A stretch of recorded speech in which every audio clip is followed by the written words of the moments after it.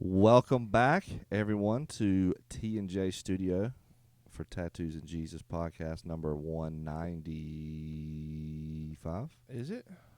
We're almost at 200. I was looking the other day. Sure we're not almost at 300? I'm pretty sure. No, we're not. I don't think we are. I think it's 195. So, oh man, what was I about to say? Oh, all right. So for the coffee, the story behind the coffee. This coffee? Yeah.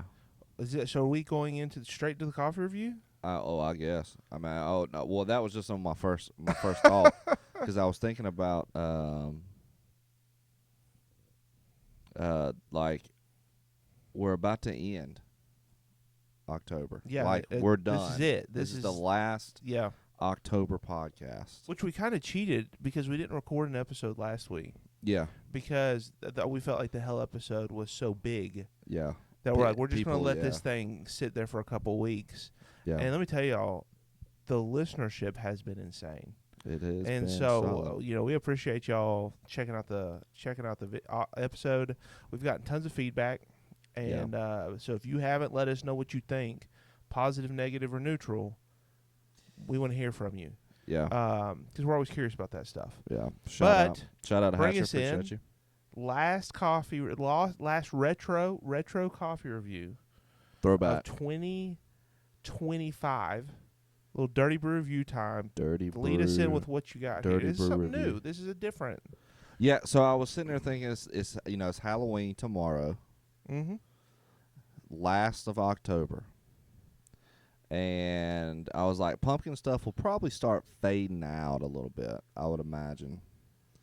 It usually starts fading out in November. And so I was like, I think what's a common Thanksgiving's man's? probably the bookend on that. You think so? Yeah. And then it goes to peppermint season. Ooh, I do love a good peppermint. So I said, what's a common man's coffee? You know, what would be a common man's coffee for us to try? Like, we got all these like specialty coffees, the Starbucks, the locals, So I was like, if anybody listening in the world could try a coffee, what would it be? I don't even know if Stokes like coffee is international, but it's in the grocery store. So I was like, you can't get more common man than Ingles, in my opinion. So I was like, let's try it out. We got the grocery store. I don't know if we've ever done like a full grocery store coffee, like a full liter or whatever this is, 1.4 like liters. Made in the grocery store. We've bought coffee at lots of grocery stores. Right. But not like a grocery store brand. Yeah. Per se. So we're doing the Stoke pumpkin season, pumpkin creamed cold brew. This was what you found to be the manliest coffee to do today? Common man's cold brew. Common man's cold brew. Common man's pumpkin cold brew. Give or take. I haven't tried it yet. Have you tried it yet? No, so that was part of the reason I wanted to start because I hadn't had any caffeine yet. Today? Yeah. So I'm usually about a 5-hour energy in right now. What time do you get up in the mornings? Usually like 6:45, 7. Okay. Regardless.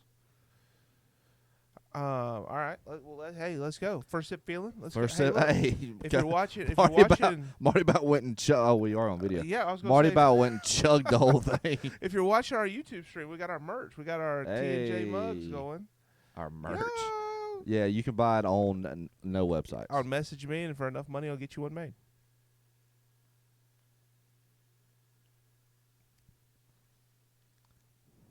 I mean, I'll be honest. That's absolutely delicious. Really?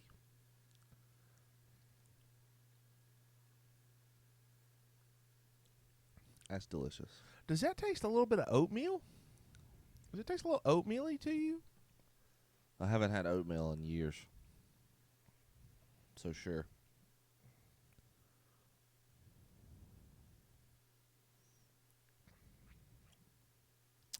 It's got skim milk. I don't know if that matters. Skim milk.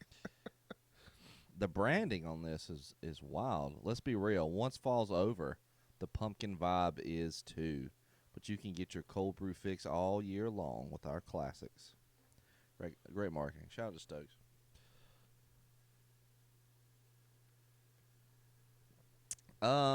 So I like it. Absolutely delicious. I like it. Well, I don't like things that are too sweet. Also, that's a good point. It's not too sweet. It's got a subtle pumpkin flavor. I just taste oatmeal. Oatmeal? I'm just telling you, like, I don't taste pumpkin. I mean, yes, there's a hint of pumpkin. Do you put cinnamon in oatmeal? You can. Do you? Yeah. Sometimes you never bought the oatmeal at McDonald's? They got some oatmeal that is popping, and they put like cinnamon and brown sugar. Why do you go to McDonald's to buy oatmeal? I haven't in a long time, but back in the day, by back in the day I mean like 6 years ago, I went through this oatmeal at McDonald's phase where it was hitting every time. It was good, moist, and gooey. You got oatmeal, you got some brown sugar and cinnamon on top, and then they had this like raisin and walnut thing they put on there. It was like a crazy walnut or something like that. You stir it all together. Oh, my God. It made me feel like I was being healthy, but it tasted unhealthy. And then I looked up the nutritional facts one time and realized it was unhealthy food masking as healthy food. It was not as healthy as I thought it 100%. was. 100%. That's why you just go for the hotcakes. Straight to hotcakes? The hotcakes are delicious. It's my favorite pancake. No, yeah. I swear. McDonald's hotcakes are my favorite pancake all time. McDonald's hotcakes are your favorite pancake? No, they're delicious. Yes. Oh, 100%. One of my favorite breakfasts of all time is the hotcake deluxe, the biggest one you can get with a side order of gravy. You put gravy on the hotcake? No. It comes with a biscuit and a hash brown. Oh, I was like, why do you just want a hotcake and a bowl of gravy? Definitely not. I do syrup on the hotcakes, the eggs, and the sausage. And I use the gravy for the biscuit and the hash brown. Hold on, you put syrup on what? Which is probably why I didn't play ninth grade basketball. Guaranteed. What? Wait, you put syrup on the pancakes, the what in the sausage? Egg. Oh yeah, that's a good move. I'm gonna be honest with you. It's a underrated deliciousness. Syrup on a meat. Yeah. It could be bacon. It could be sausage. It could be ham. Sausage is the best. Yeah, the sausage and syrup's pretty good. You put some like the syrup. McGriddle. Whew. Also delicious. The little syrup That's in the pancake with the I agree with sausage. That. Also, it could be because your cup is completely tainted. Like it's a different color on the inside, so you may be getting remnants of all the other coffees that you've ever drank. So, I was expecting it to be sweeter. However, I like the fact that it's not. It's really subtle. It's really good. Because it tastes like oatmeal.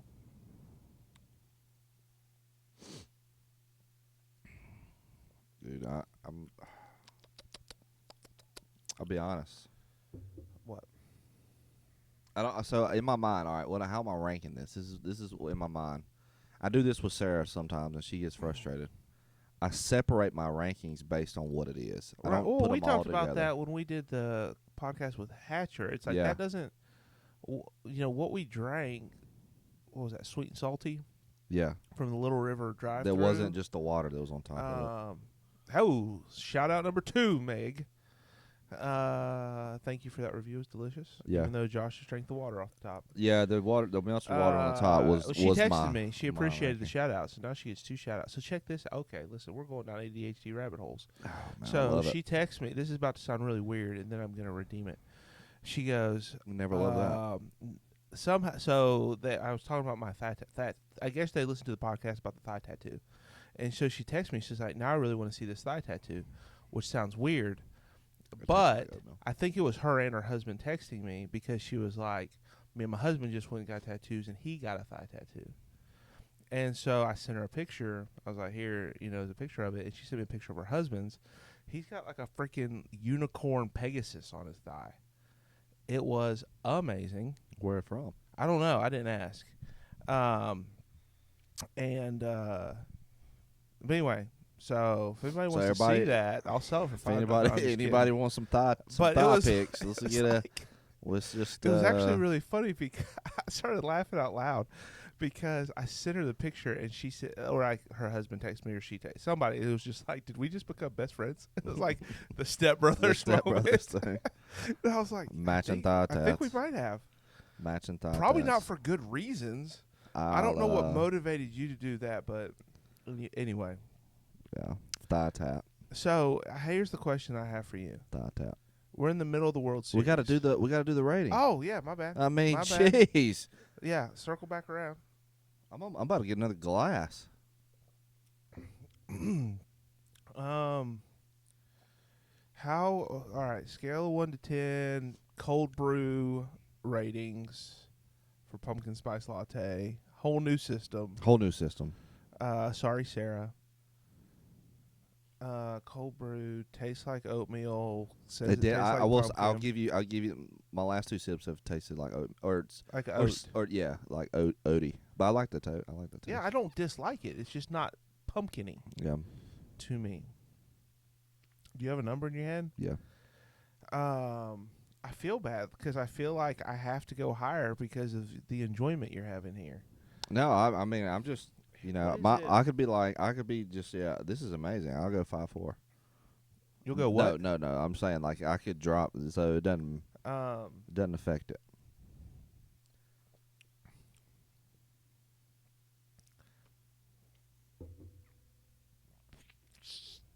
Six, 7.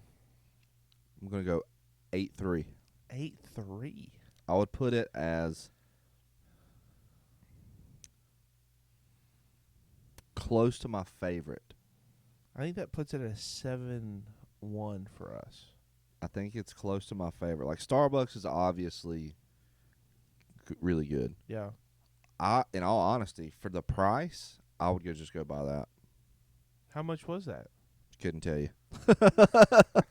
Couldn't tell you. I didn't Did you look. buy I just it or panic steal bought it? No, I just panic bought it.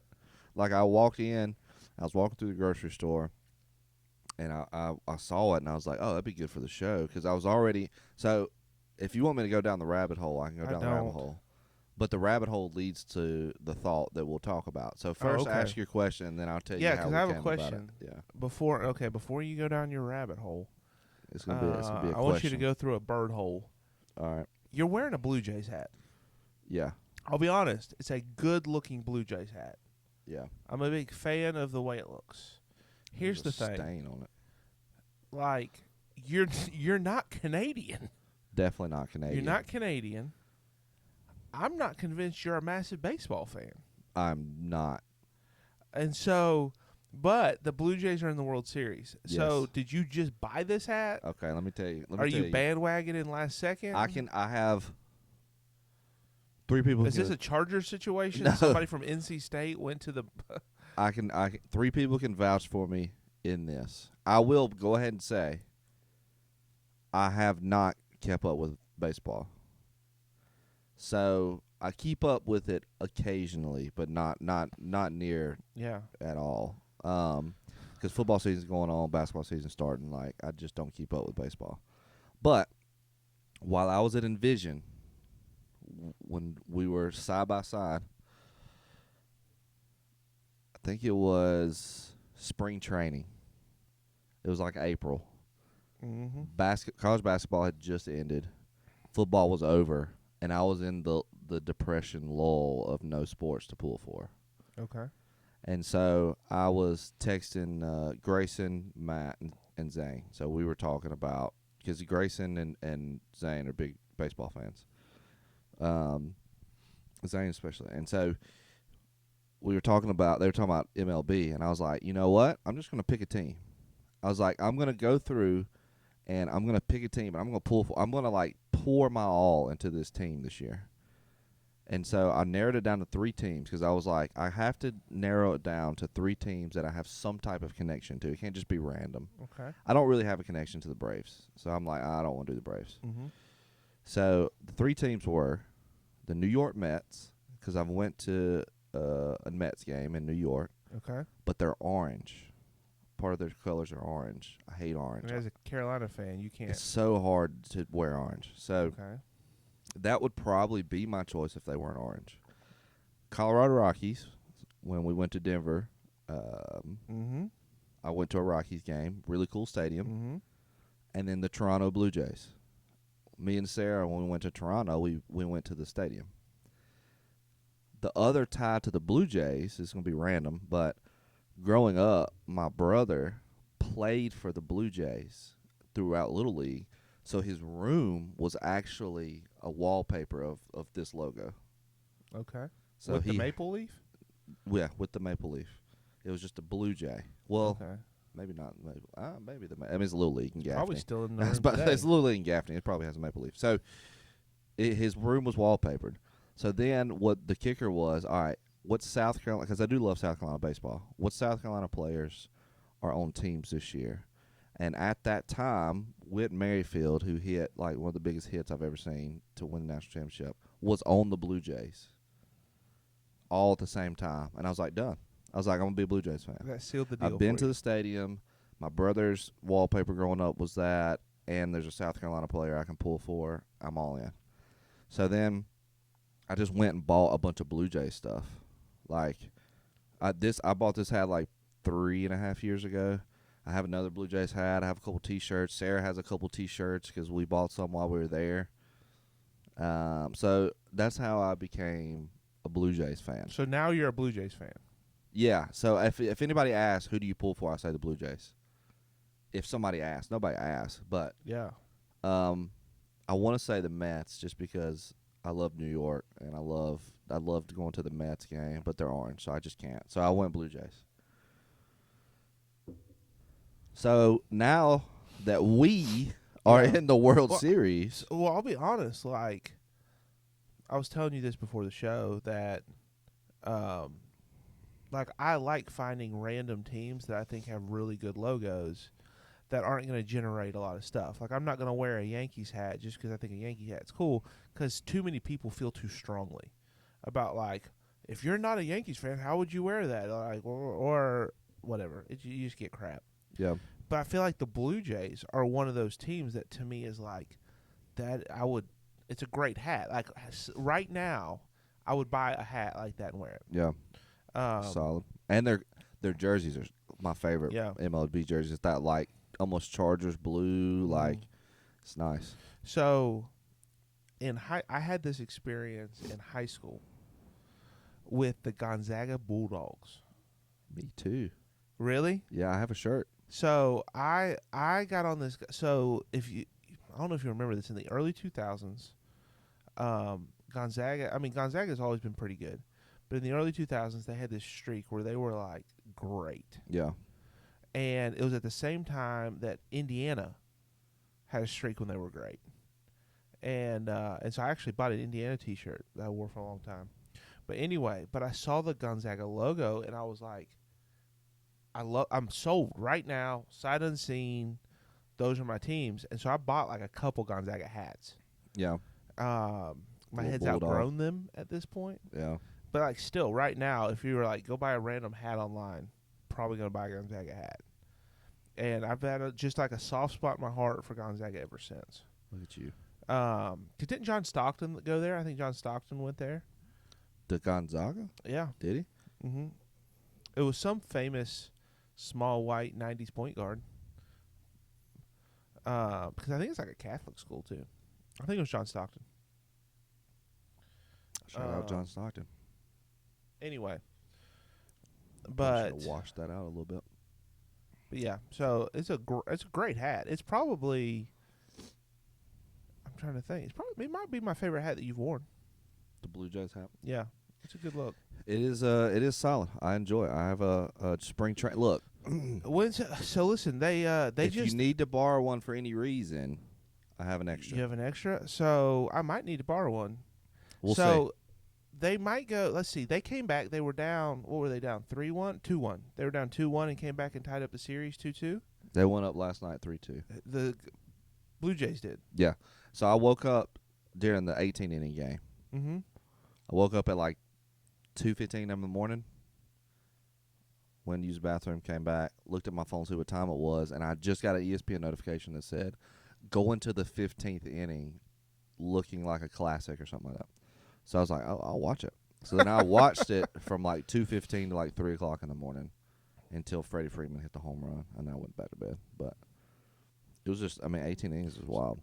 Here's my struggle. Be a terrible game to go to. I want the Blue Jays to win. I love Freddie Freeman. That's what everybody around here says. Well, not because I'm a Braves fan. I'm not a Braves fan.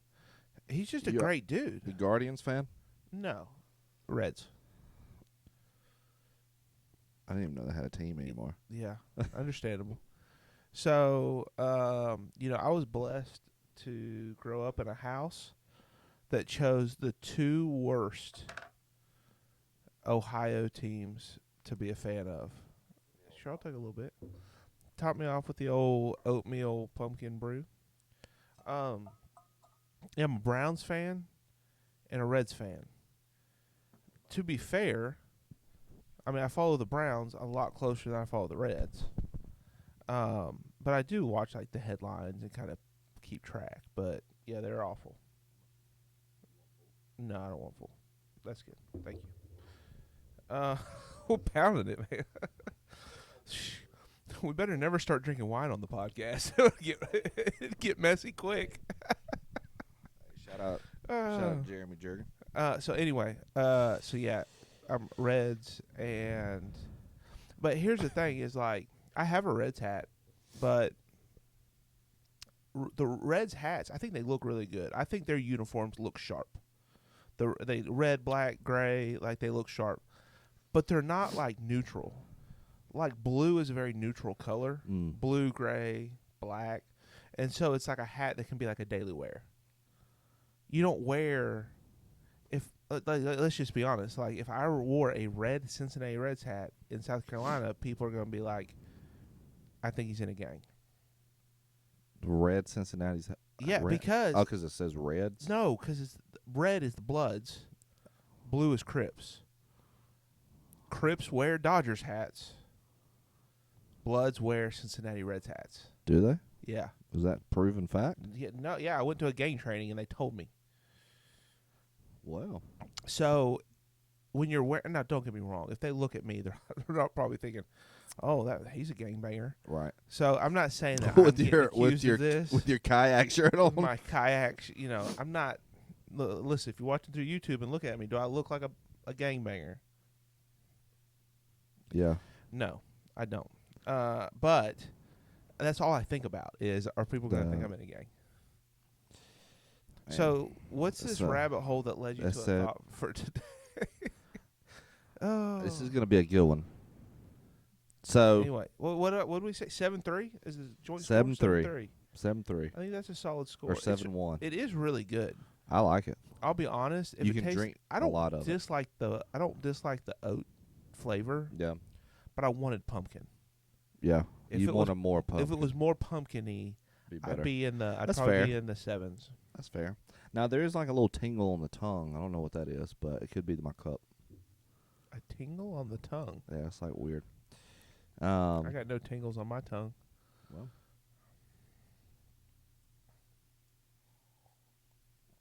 All right, so here's my thought.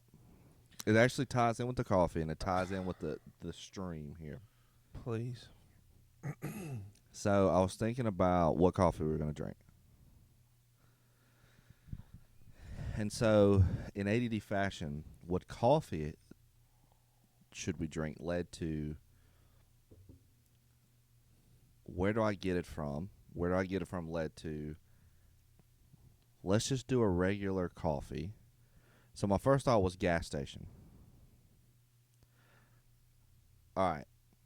This is where it starts to develop a little bit. So then I started thinking about gas stations, and I was like, I love gas stations. You don't, or you I do? love gas stations. You love them. I love gas stations. Like, so I just have an unhealthy obsession with gas stations. Like, I will go to a gas station and pick something up just because I love going into gas stations. Like any kind. Like, and this is what we'll get to. Like Buc-ee's, everybody's like, oh, it's great, it's wonderful. Okay, it is. It's fine. It's great. QT's awesome. Whatever. There's a gas station down the road from my house called Combo Stop. Just the one that has the breakfast in it? Breakfast, lunch, Yeah, breakfast and lunch. Love Combo Stop. Just so for me, it's got to be like the perfect gas station has to be like, okay, I feel like I'm back in Gaffney a little bit, but I also can get good quality things in here. So not really like QT Buc-ee's, like your true gas station feel, but quality items. You want authentic gas station. You want bars on the windows, bars on the doors. You know, something. You know, I feel like your true gas station when you think about a gas station, and that might be different, I guess, for some people. But for us, it would be, you know, like your typical. When you say it may be different from some people, I think you're assuming that other people are thinking about this. Yeah, for sure. I don't know that there's other people that really have like fixations with gas stations. Maybe not. I'm trying to. I have a fixation with breakfast nooks. Yeah, so it'd be about the same. So I can understand that. It'd be about the same. I understand that. Yeah. It'd be about the same because it's like so Combo Stop. Is that your ideal? Like, what's your gas station of gas stations? Like, what's your gas station? You're like, every time I drive by it, I'm going to stop just because this is my place. Combo Stop. So not one in Gaffney that you drove by? No. Yeah. Gaffney didn't really have one that was like it had a balance. What's the one that's got the fried chicken? Like going towards Blacksburg. Aunt M's. Yeah. I never went there, but I always heard about it. Yeah, it was too far out. I didn't really go that way. Oh, okay. But it's so for Combo Stop, I can get their breakfast, which I get a liver mush egg and cheese sandwich. It's so good. Oh my gosh, so good. Right. Or their lunch, I've gotten hot dogs before, really good. Buffalo chicken wraps, really good. Their wings are good. Like, it's one of those places where, you know, it's your people. You know, you walk in, it's like I'm always chasing a Cheers feeling. Like, you walk in. Do they know you by name? And they have this was a big moment in my life. 2 weeks ago, I went in to get a liver mush egg and cheese sandwich, and when you walk in, they don't take your name. You just tell them what you have. And I walked in, and I walked to the front, and I had my energy drink or whatever. And she goes, "Liver mush egg and cheese?" I said, "Yep." You started crying. Then I was like, we made it, baby. We made it. They don't know my name, but they know my order, and that's okay. That's okay. I'm working my way in. How often do you go there? 3 times a week, probably. I do a. Nobody really knows this except for Sarah, I think, but I do a victory liver mush sandwich if the Chargers win. If the Chargers win, the next morning I'll go pick up a liver mush egg and cheese for the victory sandwich. This has been a tough season for you. No, I've had 5 sandwiches. 5 sandwiches? Yeah, we're 5-3. A victory. A victory liver mush egg. You do the weirdest stuff. That's hilarious. But okay, so this is going to lead us. When did you start doing victory liver mush sandwiches? So every time they win, Justin Herbert does a victory brisket. He cooks a brisket after every win. Okay. And so I was like, oh, that's cool, like a victory meal after you win. So then I was like, I'll do a victory liver mush sandwich because I love the liver mush. It's probably just an excuse to get a liver mush sandwich. Yeah, I was gonna say if I was you, I'd maybe pull for a different team. No, eat some more sandwiches. We're okay this year. We're okay. I'm gonna do a victory Blue Jays. They have like 80-something wins. I need to catch up. But I think it's so. All right, Combo Stop's the perfect blend, and this is gonna be weird, but it's gonna connect. I'm trying to figure out how just trust me to Combo Stop. Just trust me. So it's the perfect blend. Like, why do I like it so much? So then I started thinking, like, why do I like it so much? And it's the perfect blend. It has quality things, but it's not too fancy. Okay. You know, which is quality things. Which is my personality, I feel like, or which is me. Like, you know, I have quality things about me, but I'm not too fancy. Like, I don't really have, like, I don't think I bought a new pair of shoes in like a year and a half. Like, I have the same sweatpants for past. Yeah, I've lost my job. You know, we're not too fancy. Like, the Subaru's the nicest car I've ever had. But, you know, there's still Fancy quality like things about me. Like, we're a part of the wine club. Like, we enjoy really good food. Like, we take trips a lot. Like, there's a balance there. And so I was like, what unhealthy, and this is the question for you. I can assure you, you're the only person that shops at combo stops that's part of a wine club. That's what I think I could confidently say. Yeah, maybe. I don't know. It's pretty popular. It's pretty popular. Maybe not the Moonshine Club. Right. Yeah, that's true. That's true. So anyway, what now? So then I started thinking, like, what unhealthy-ish thing do we feel comfortable in? Like, because I was having a conversation with somebody. How did that make you feel uncomfortable or unhealthy or? What do you mean? Like, just unhealthy in the sense of, like, combo stop. Like, if you drive by a combo stop, it doesn't look like a good place. Yeah. Or not good. It looks like a gas station. But you don't know the inside is like, it's really nobody good. visiting Spartanburg is driving by a combo stop and said, that's the hot dog place. Right. Yeah, that's the place. But what the other part of this was, I was walking out of combo stop one day and I smelled a certain cigarette. Called marijuana? No, it was a certain type of cigarette. And I even texted my mom and I was like, that smells like the cigarettes my grandma used to smoke. It gave me the best feeling. I didn't smoke it, but it gave me the best, like, comforting feeling. Like, right. Like, I smelled it. I know cigarettes are bad. Yeah. I'll be honest, I had the same experience with a cigarette 2 weeks ago. Yeah. So and that's the thing. It's like, this feels really good. Yeah. To smell, even though it's really unhealthy. Like, I feel really good, like, smelling it because it makes me feel comforting. It brought back this nostalgic feeling. Yeah, it was really cool. It was really safe, comfortable feeling. So then that's what led to, like, the whole combination of combo stop, the thoughts, the cigarette smells. I was man, I really love the cigarette smell, and I was like, that's not great, but it's like one of those things. So I'm going to give you. So I want what is yours? My version of this, or one of my versions of this, is I think we've talked about this before. I love racing. Yeah. Any kind of racing, I enjoy, but especially like grow up watching like NASCAR and NASCAR-like racing, especially like local stuff. So, like, growing up, nobody who listens probably knows this, but an infamous, like, little asphalt short track in Winston-Salem, North Carolina, Bowman Gray Stadium. Every Saturday night, me and my dad were there. Like, amazing. It was also drama-filled. Fights all the time. Here for the drama. So, it's just, like, it's a redneck magnet. Yeah. But since I moved to South Carolina, my brother-in-law is a huge dirt racing fan. And you may not know this, but dirt racing's on the come up. So it's garnered a ton of attention over the last, like, 5-6 years. And there's certain, and so you can't just say asphalt racing or dirt racing because there's, like, all these different nuances to it. Different types of cars being raced, sprint car, like, all this stuff. I'll save you all of that. And just say super late models and wing sprint cars are becoming huge. But anyway, so I've started going to these super late model races with my brother-in-law, and I love it.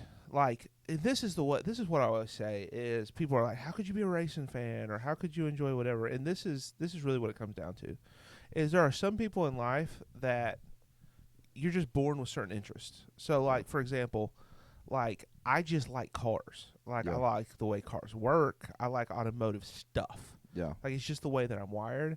If you're not wired that way, you're probably not going to like it. Like, it's not like one of those things. Like, I feel like some sports, and maybe I'm wrong here. You tell me, like, if I'm raised watching football, I grow to love the experience of football. I feel like racing is a little more nuanced than that. And that, like, you have to enjoy automotive stuff a little bit more than just watching the game. Yeah. Because if you don't understand the automotive stuff a little bit or don't want to, it can just look like cars chasing each other in a circle. Yeah. Does that make So I do think it's a little harder knowing what actually is going on. That's correct. Yeah. There you go. Yeah. So like, and that's what I tell people is at face value, this may not be that entertaining. No, that makes sense. But if you understand what's going on the second layer, whether it be strategy or personalities or what's the point situation, what are the adjustments that are being made that you can see in the like understanding the deeper level, which to be honest I think is universally true. Like if you understand like baseball, if you understand pitching really well, yeah, you're going to enjoy the game more. Yeah. Right? Watching football. I've watched really didn't watch a ton of football until I was an adult. I really started watching more football. The more I've learned about positions, schemes, play calling, my enjoyment went from I enjoy watching this game and the enjoyment was really the collective experience with people watching the game to I'm actually enjoying watching how these position players are playing. Yeah. It does grow my appreciation for it. And so anyway. Yeah, hockey's a big one too. Here in the South, yes. People don't know the rules of hockey, so they don't watch. That's a good example. But once you learn the rules, it's actually really fun. Fun game. Yeah. So, but I think it's safe to say, if you go to a local short track, dirt track, asphalt track, that's like not on like the national level, right? Because national level garners a lot of money, big names, influence, and so you get a little more diversity. But at the local level, you're dealing with rural people. Yeah. Like nobody's driving in from downtown Charlotte with their dirt car. Yeah. Right? You're dealing with country folk, some rednecks, and just your blue collar people. Right? I love it. Yeah. I'm so comfortable there. Yeah. Absolutely love it. I love being with those people. There's no judgment.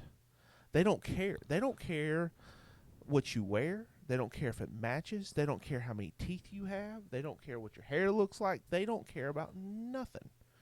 They're just like, let's enjoy this experience together. You know? Would you like some boiled peanuts? That's right. And so it's just like it's a world that I don't live in. Right? Like I'm sitting there and I know that there's probably not a lot of counselors in the audience, right? There's not a lot of podcasters present. That's not doing racing podcasts. That's correct. So, like, when you just look around, you're like, okay, these are dudes that they work hard 9 to 5, right? And I'm being a little judgmental because I don't know what these people do. Yeah. But having been in this world long enough, yeah, I know what most of them do. Yeah. And it's not a world that people are like would assume that I'm in. I yeah. guess. Yeah. But that's what happened. Is 2 weeks ago, I found out there was this big super late model race in Gaffney. My brother-in-law. A lot of times I'll go with my brother-in-law, but he wasn't going to be able to go, and so I was like, well, I'll just go up there by myself. And so I went up there and grabbed a seat, and somebody was smoking next to me.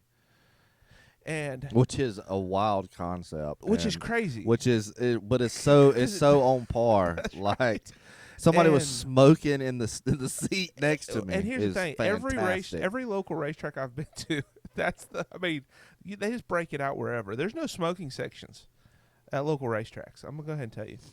However, I don't know why, because I've been to a lot of dirt track recently. But that night, I'm sitting there, and I think it was. So that gasoline has a certain smell. Mm. There's a sweetness to it. I love it. It's one of my favorite smells. And I think it was the combination of smelling that gasoline and that dude smoking. Yeah, took me back to like every childhood race. Yeah. And it felt like this strange warm hug. Yeah, and it was like this. Yeah, this is the moment. Right. Like this is it. Right. That's perfect. And That's then I was perfect like, example. and there's no one here to enjoy it with me, and I started crying. All right, and then your warm hug wore off, and then you asked if you could bum a cig off of the guy. That's right. No. Okay, so hey, you want to know a fun fact? Go ahead. I've never smoked a cigarette in my entire life. Never. All right. Never had an interest in it, and now as an adult, understanding the potential cancerous ramifications, it's not on my list of things to do. But there you go. Yeah. Well. So, I have a weird connection with cigarettes. So Clearly, it's you felt hugged by your grandma throughout my family, not everybody, but it's just one of them things. Yeah, one of them things. But so I mean, we're not going to go down cigarette trail. They get a bad rap. I mean, they're not good. Don't get me wrong. But if you grew up in the generations before us in the South, which it was cool. It was not in a way. It was cool, and then right. it wasn't, and then it was bad. And but then all these people are hooked on this thing that they were told was fine for right. decades. Now we transitioned to vapes.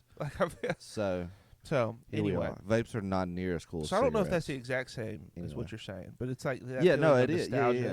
And it's like I fit, but I also don't fit. Yeah, and it's the this makes me feel good. Mm-hmm. But what it actually is making me feel good. It's not good. I mean, you're not gonna sit there and like huff gasoline and smoke. Like it's just not. Like it's not the best. Right. And so it connected me to a conversation I had with a client about addiction and recovery, where we were talking about how sobriety can be a trigger for relapse because sobriety feels uncomfortable, whereas being in the addiction or being high is comfortable even though it's unhealthy. Mm-hmm.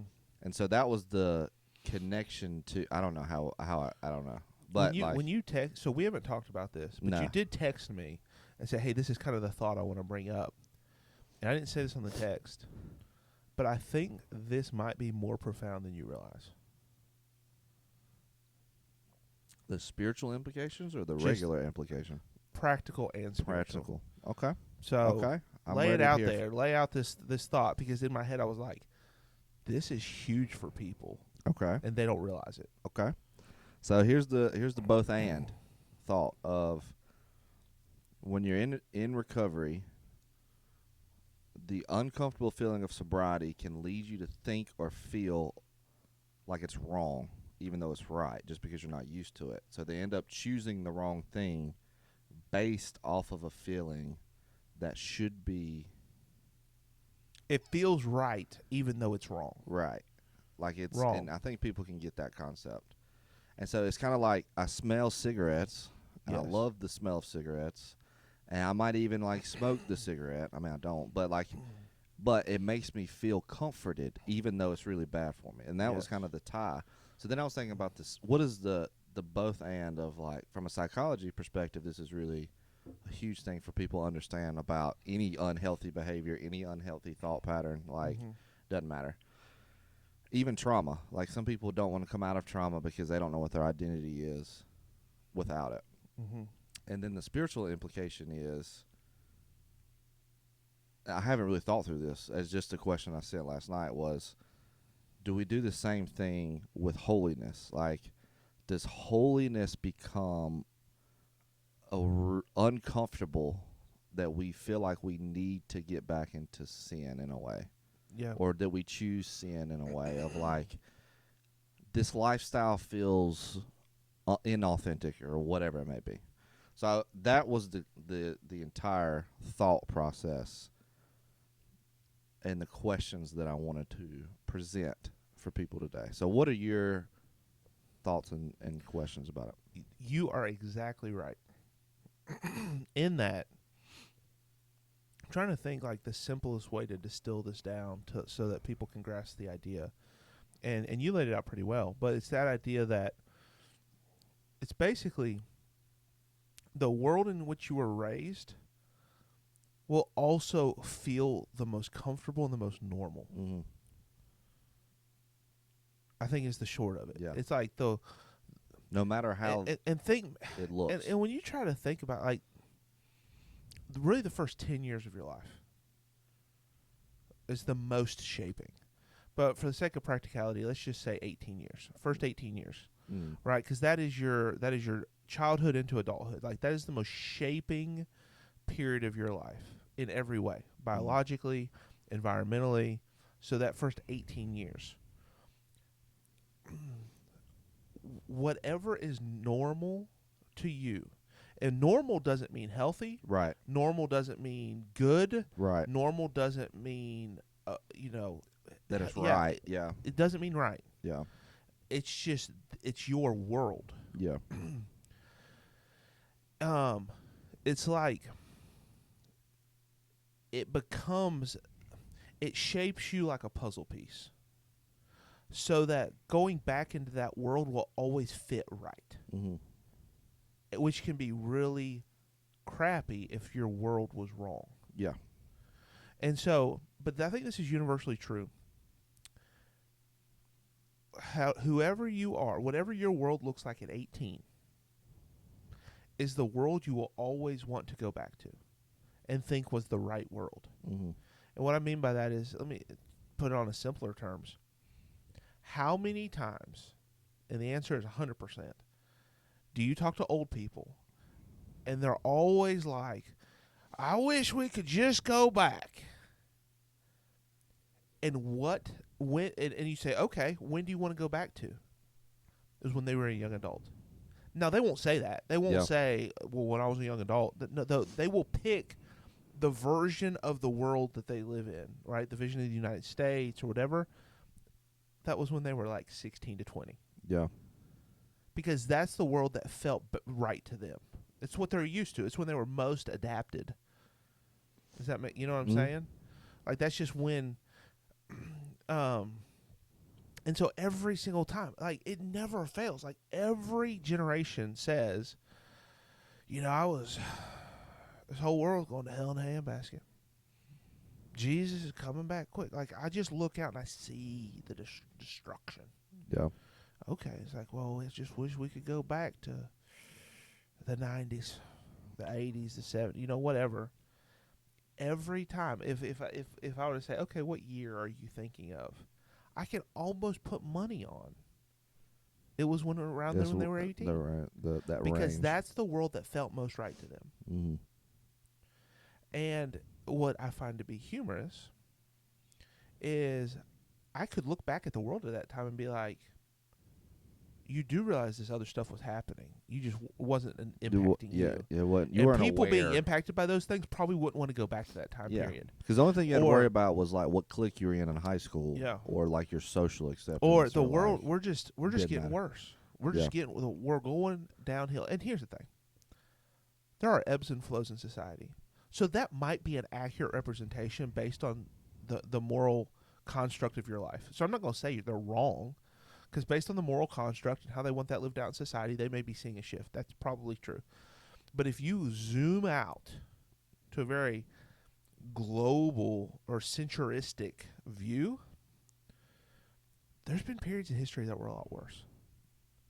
There's a man named Nero, kind of a big deal. Yeah.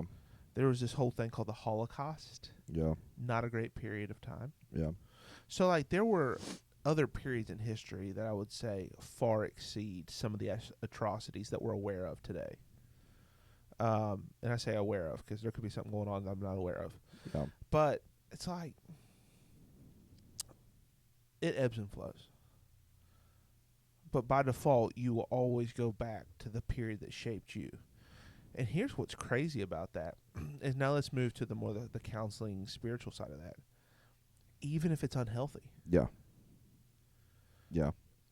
But like, you see this a lot in like abusive relationships. 100%. That's what I was thinking about. Yes. Yeah.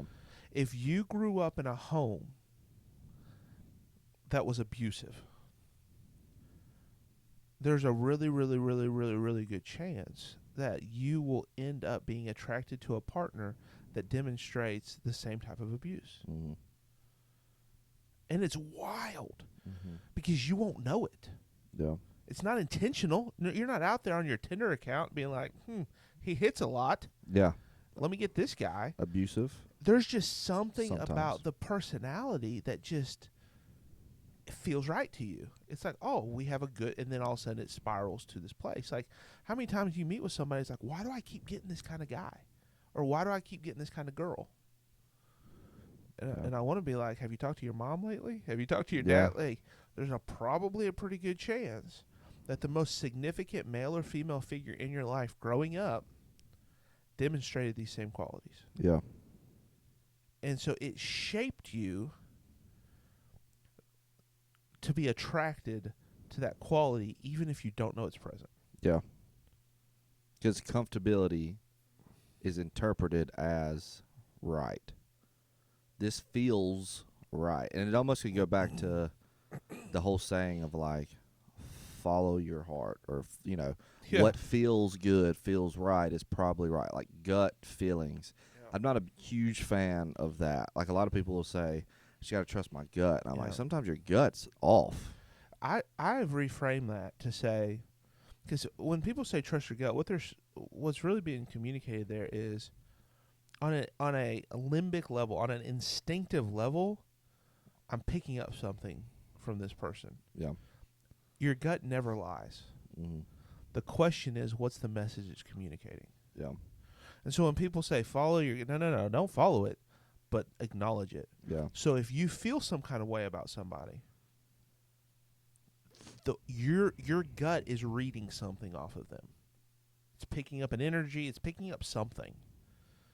The question is, what? Yeah. Is it, oh, that person said that thing that reminds me about this other person in my life, and that's why I'm registering it? Or is it a good thing? It doesn't mean you should trust it, but it does mean that it's telling you something. Yeah. Yeah. Well, yeah, and that's a good point, because you see it all the time in counseling where people will come in and they'll say, I have this feeling about my partner, about this relationship, and it's usually unhealthy feeling, and sometimes they can't connect it because it's not an obvious, like, why do I feel this way? It's always going to go back to, I feel like something shifted and I can't put my finger on it. Yeah, and it's always connected to something else that maybe they didn't think about, and they have to, like, make the connection of, oh, yeah, my dad, who I didn't really care for, used to do this, and now they do this, and it's triggering me to think this, and now I feel like this relationship isn't right. But that's not necessarily true. It's just that this quality reminds you of that. Yeah. And like working through something. So that's the thing, is I think people should always acknowledge their gut. In the same way that if somebody's like, man, I'm getting weird vibes off this guy, you should probably listen to that and ask yourself why. Yeah. But if you're getting weird vibes, there's something there. Yeah. It doesn't mean that person's bad, but there's something about that person that's setting off an alarm bell in you, or it could mean that person's bad. Yeah. I don't know. Like, yeah. Just acknowledge and analyze it. Yeah. Don't necessarily just go with it. Don't dismiss it. Yeah. And don't just go with it. Yeah. No, that's fair. That's good. I like that. But at the same time, you also can learn about yourself, right? Like, you can learn, I tend to be hyper-reactive to this type of person. And so whenever you get that feeling, you're self-aware enough to know, hey, listen, I'm a little hypersensitive to this. Is that what I'm feeling? And then in other cases, you may be like, actually, I'm a fairly healthy person. I don't have any major traumas or major situations that are alternate. I can trust my gut a little more. Mm-hmm. Does that make sense? Like, you can, I mean, it's a work in progress, but you can learn about yourself and kind of figure out. Like, for me, there's certain feelings, like, for example, for a few years when I was in like middle school, high school, I was bullied pretty hard. And so, like, if I feel like someone is bullying me, it sets off some alarm bells, right? Like, it's not like it just sets off these alarm bells, but I'm familiar with them now. Yeah. Like, I've learned to be like, okay, when I feel this way, when my gut's telling me this, it means that old thing is being triggered. Yeah. And I can step back and be like, is that really what's happening? Yeah. And this is an unhealthy person for me? Or is it just setting off an alarm bell, but that's not what's really going on, and I just need to calm down, basically? Yeah. Yeah. That's good. All right, so what do you feel like the spiritual implications would be? Because this is one I haven't really thought much outside of like the past few days. So here's the let me get to the spiritual, but what I think is the way it holds us back. So, because it happens in the way that you're shaped impacts us in two ways. Then yes, we naturally feel most comfortable and even maybe attracted to situations or people that are that unhealthy thing that was in our life. At the same time, when we find ourselves in healthy scenarios, sometimes it feels wrong. Mm-hmm. And we don't want to be there. Like, I've had women tell me before that they're like, I don't know why I keep attracting these unhealthy guys. On the flip side, they're so used to chaos and fighting. It gives them something positive. Yeah. There's something euphoric about it, kind of like the whole makeup sex idea. Yeah. Like, there's something euphoric attached to it that when they finally get a healthy guy, they find them very boring, uninteresting, and they can't stay in the relationship long without blowing it up. Yeah, they start self-sabotaging. They end up creating the chaos that they really don't want, but because it feels like it's needed. Mm-hmm. It creates an intensity that feels necessary. Yeah. In the relationship. And that goes for guys too. Yeah. And so anyway, we're not going to break that down. So it goes both ways. Sometimes it will lead us to sabotage or avoid healthy situations because, I picture it like a puzzle piece. And so that puzzle piece fits in a certain type of puzzle. And if you put it with the wrong puzzle, it feels wrong. Mm-hmm. The solution is you need to have been self-aware to know that, like learn that about yourself. Give yourself time, and you will remold to a new puzzle piece. Mm-hmm. It takes effort. Yeah, might take assistance, counseling, support, mentorship, something. Yeah, but you're not stuck being that puzzle piece. Yeah, And so the way I think it happens spiritually is the exact same way. How you were cultivated spiritually for the first 18 years of your life is, now this is a little tricky. Because how does salvation play a role? Mm-hmm. What is your faith experience, culturally versus salvifically? Yeah. Like it's a little nuance to that, but by and large, the religious experience, we'll use this more religiously. The religious experience you have growing up is more likely than not to be the religious experience that you seek as an adult. Mm-hmm. And so the example I give you that I think is unhealthy. I was at a small group one time, I think, and one of the members was talking about our pastor. And this was years ago, not like recent at all, and said, man, I just wish he'd get a little more fired up from stage. Yell at us a little bit. And they made the comment, they said, I just don't really feel like I've been to church unless I've just really felt like I got a spiritual spanking, mm-hmm. is what they said. And I said, what kind of church did you grow up in? Yeah. Independent, fundamental, Bible-believing Baptist church. Yeah. Where every Sunday the pastor stood on stage and screamed at them. Yeah. That's what they were used to. And that's what felt right. Yeah. And I was like, you literally don't see that in Scripture anywhere. Yeah. I think in many of those cases, a vast majority of them, you're borderline spiritual abuse. You're focusing on the minor things of Scripture and missing out on the major things of Scripture. Like, I would never want that to happen. Yeah, that makes sense. But I also didn't grow up there. I didn't grow up in that world. Yeah. I didn't grow, that it's not attractive to me at all. Yeah. But that's what felt right to them. And they're like, yeah, sometimes I'll go to this other church because it gives me a dose of that. And I'm thinking, how does that make you closer to God? What does that do for you? It does nothing. It just felt right. Maybe. I mean, do you think it does? Like, they literally said, be hard to answer, I want to walk out of church feeling bad. Yeah. Do they interpret that? Because this is kind of where I'm like, this is the spiritual piece that I'm struggling with. Is like, to me, that seems like not gonna happen for me. But for them, do they see that as an encounter with God and feel that because it was so normal growing up? Because I mean, yeah, but is that an accurate encounter with God? Because those are the same people that are like, I don't know that we can say that. I want a little more of that Old Testament God. That God of fire and brimstone. Is that really who he was? Is that an act? Like, yeah. In the same way, worship music can be crafted in such a way to give you a spiritual experience. Yeah. Was that an encounter with God, or was that musical manipulation to make you feel spiritual? Does it matter? Yeah. You think so? I would like to think there's a difference between getting the feel goods listening to good music and the living God chose to impress something on me in that moment. See, this is a really good topic, by the way.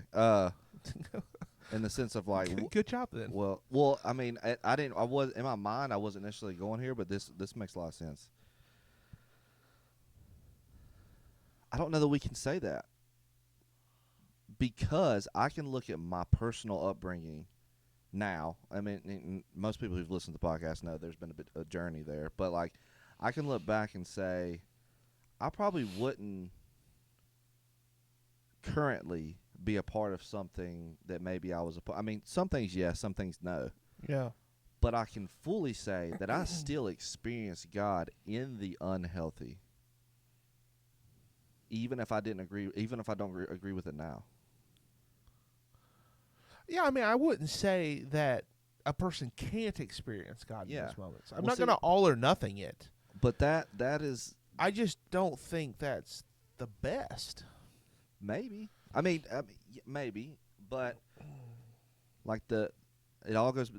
Go back to the worship music part. The Bethel thing was a huge thing for a while. They were like using this. Mm-hmm. They were using like the spine, the air and like whatever.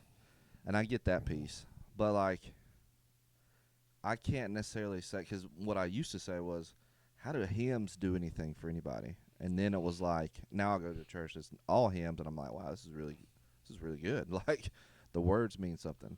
Like, we try to like fit God into certain boxes, but I really think it just depends on the person. Like, if they experience God through hymns, or they experience God through certain worship styles, I don't know that it matters if somebody manipulated one or the other. If that makes sense. Like, I don't. I mean, overall, I don't know what it is, but I feel like maybe we're talking about two different things. Because I don't disagree with you. I think different people have different like enjoyments. Like, they just like different, just like they like different types of music or different types of comedy or whatever. Like, you have different things that you just naturally connect with better. And so being in that style, whether it because it's your preferred style or it's nostalgic or what you're used to, like, that's not bad. Yeah. Like, you can enjoy it. Okay. All right, hear me out. Hear me out. I think it can also be unhealthy. Yeah. So I think Bird's Eye View were saying the same thing. Like, we can experience God in maybe unhealthy systems or structures. And as we grow, we think that unhealthy system and structure is where I need to go to find God. Yes. Because we've had those experiences. Because it feels right. Right. But it could still be unhealthy or an unhealthy. That's correct. Because here's the reality is the truth of God does not stop being the truth of God in any system it's present in. Right. So, like, the reality is you can walk into Kenneth Copeland's church, and there are things he says that are in line with Scripture. There are things he says that I would not spiritually disagree with. You couldn't pay me enough. Well, I take that back. I'd go to his church in a second, but it would be for the wrongest reasons possible. Yeah. Because I cannot stand that guy. And I think he completely perverts the gospel overall. But there might be something a person hears at that church that is biblically sound, biblically aligned, and was a true experience for them. Yeah. Like, I'm not going to say that. At the same time, by and large, I do not think it represents the gospel well at all. Right. It misrepresents the gospel grossly. Yeah. And I never want to be associated with it. So it's like... But they had that experience, so they think it's right. Right. Right. Which is kind of what we're talking about. Or they may say, yeah, he goes a little too far this way, but they'll dismiss it. Yeah. Because the value that they feel is better. Which is, that's exactly what we're talking about. Yeah, I got you. Because it's... So then do you know what is... experience in unhealthy environments, So... is there something that you think of in your life that's like, this is a spiritual experience that actually makes me feel good, but I actually don't think it should be there?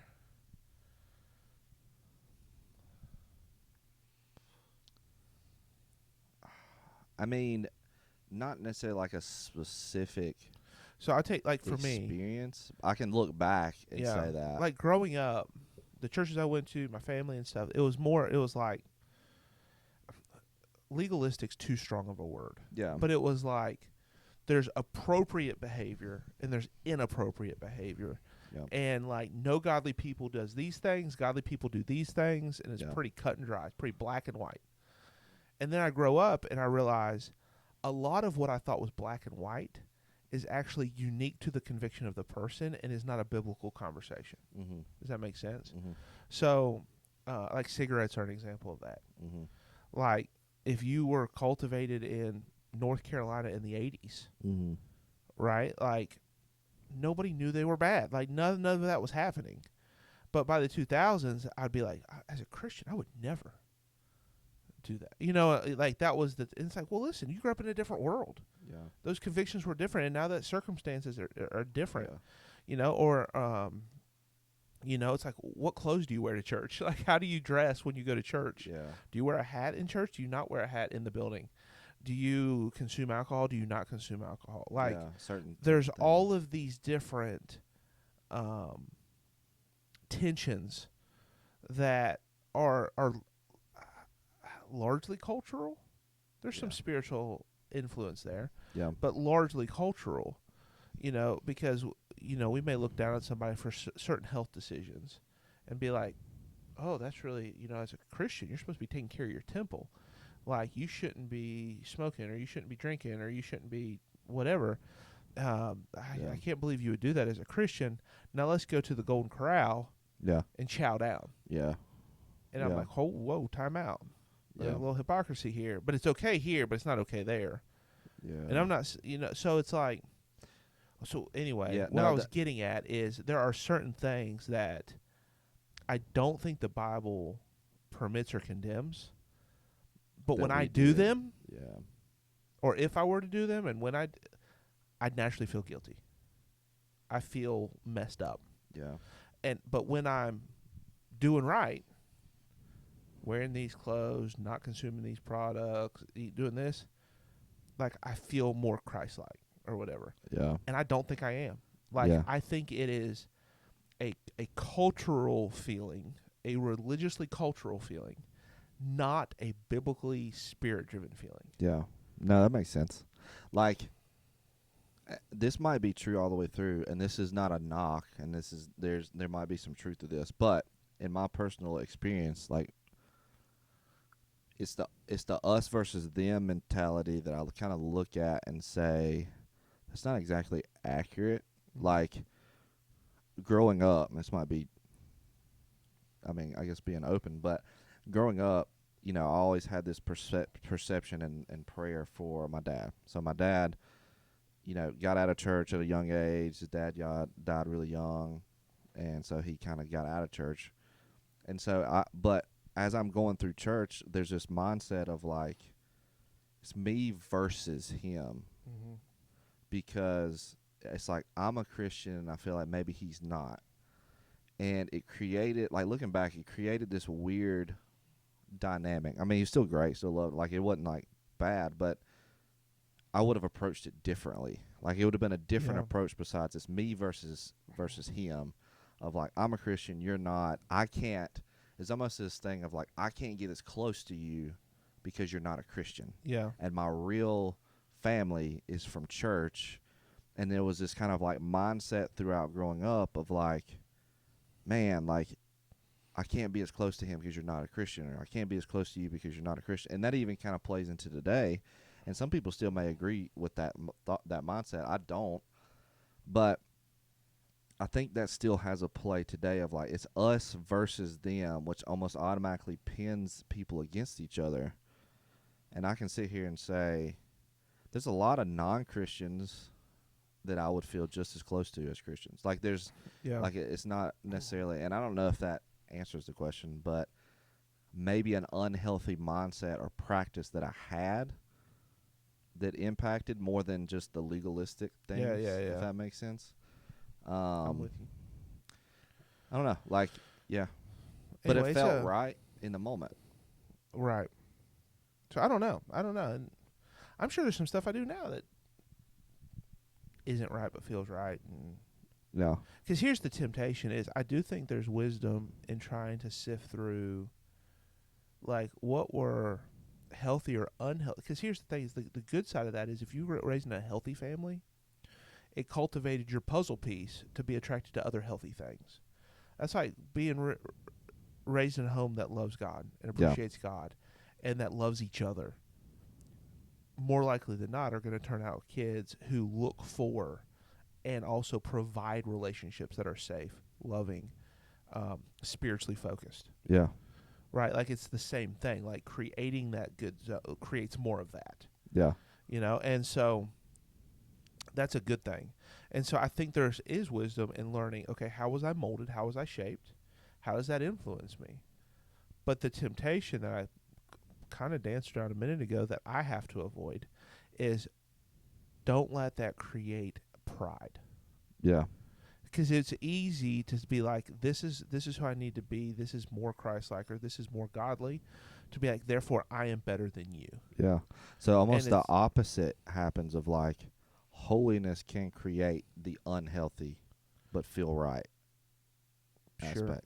Like, is that what you mean? So, like, yeah. In our attempt to be holy, we can become egotistical. Yeah. When it's not through the right. Yeah.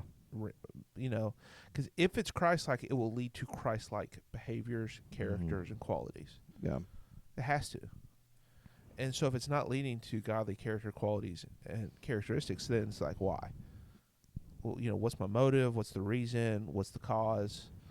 So anyway, all right, we got to wrap up. Our time is done. Yeah.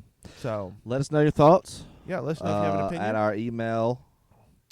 tattoosandjesuspodcast@gmail.com. Tattoos, all spelled out. tattoosandjesuspodcast@gmail.com. It should be in the link under the show description. Yeah. So, any thoughts, comments, curse words, let us know. So, and go Blue Jays. Go Blue Jays. Y'all behave yourselves. Holla.